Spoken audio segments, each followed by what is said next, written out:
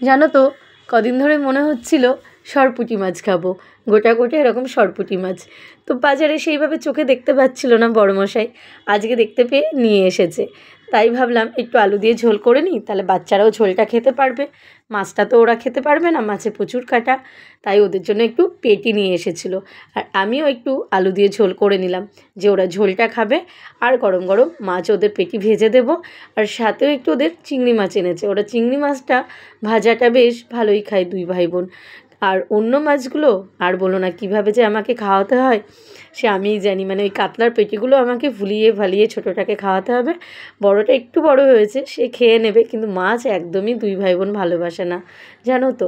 আর ঘরে একটা চাল কুমড়ো ছিল, ভাবলাম একটুখানি চিংড়ি চাল কুমড়োর মধ্যে দিয়ে ছেচকি করি। আমার বেশ চাল কুমড়োর ছেচকি খেতে দারুণ ভালো লাগে আর কি, সে মুগ ডাল দিয়েই হোক আর চিংড়ি মাছ দিয়েই হোক।